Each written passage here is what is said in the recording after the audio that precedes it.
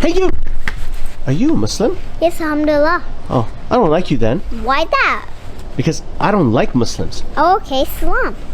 Wait, why'd you say salam? Because in the Quran it says those who be mean to you, you say salam. Oh, okay. Wait, what's this? It's the Quran. You should read it for hating us.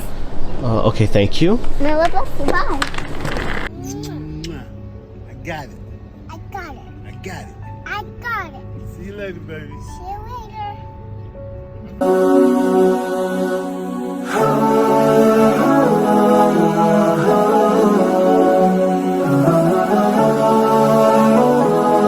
What's that little boy doing? Praying. And what's praying in Arabic? Salah. Clever girl. And what's that? Clever girl. And what's mosque in Arabic? Masjid. Clever girl. I'm be so happy with that. I am so happy with that. That's a clever girl. But Baba's gonna be happy with that. Baba will be happy with that. Clever girl.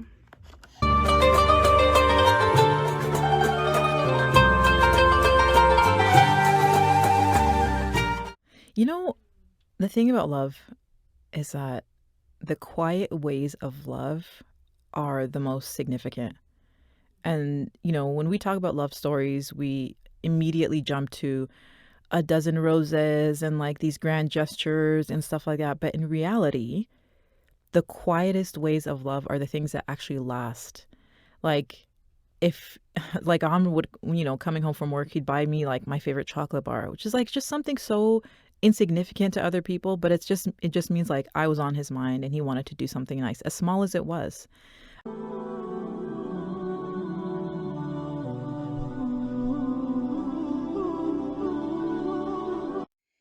Bismillahir Rahmanir Rahim. No, he said, oh, be Bilali, Rajim. Oh, okay. أعوذ بالله من الشيطان الرجيم. Oh, Bilali, Rajim.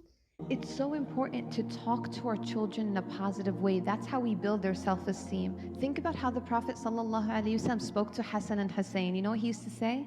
He used to say, these boys right here, they're the chiefs of the youth of paradise. Because guess what? The way you speak to your children is going to be your children's self-talk when they're older. That's the way that they're going to view themselves. That's the way that they're going to talk to themselves when they're older. Most importantly, not compare our children to other children, because that hurts. Would you like it if your wife said, hey, you know what, honey? Fatima's husband does this, this, and that. Why don't you do it? That would hurt, right? So imagine how it feels to say that to a child. Don't ever compare. Something that is happening in Algeria these days that I really like.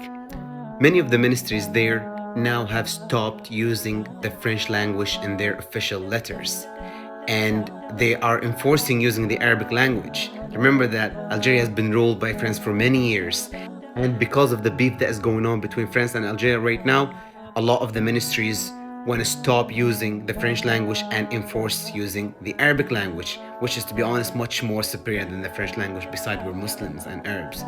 So, inshallah, they succeed. I hope so. 1, 2, 3. Viva l'Algérie. 3, 2, 1. Algeria #1. I'll love you forever, Sid. Baby, I'm not even here. Yes. That's the problem. Girls, he can't find his way right now. He's lost. We did not intend on starting HIP for our children. We only prayed a lot. All guidance and motivation comes from Allah, and here's how we started. My husband and I would recite the last 10 surahs of the Quran every night to the children since they were newborns. Once they learned to speak, they were able to recite the last 10 surahs just from memory, only based on our nightly recitations. At the age of 5, my son started the Qaida. Once complete, we began reading the Quran from the back. We quickly realized that he had such a strong foundation of the last 10 surahs that he was able to get through them very quickly. Then came the rewards and positive encouragement. Surah by surah, we moved forward. Today, we're nowhere near the completion of the whole Quran, but each day we inch further. As a mother, I'm loving the journey. It brings me closer to my children and Allah. It makes me a better person. My advice to those looking to get started, it all starts with sincere dua. Yo, bro, who got you smiling like that? Like, you're the light, so baby, close your eyes. What's an opinion you have that might piss some people off? Hijabis don't get a free pass to take their hijabs off on their wedding day. Now, obviously, I'm not talking about the hijabis that are having separate weddings. I'm talking about the hijabis that take off their hijabs at mixed weddings where non-muhrams are present. If you are a hijabi that has done this or plans to do this, more power to you, whatever, it's none of my business. But at the same time, I have seen so many videos on TikTok where a girl, like a hijabi girl, posts her wedding where she's not wearing her hijab and she's a full-time hijabi. And then everybody in the comments is like, oh, it's her wedding day, she gets a free pass, it's her wedding day, it's her wedding day. Sorry, sis, but you don't get a free pass. You can say that your family's okay with it or whatever, but don't misinform people.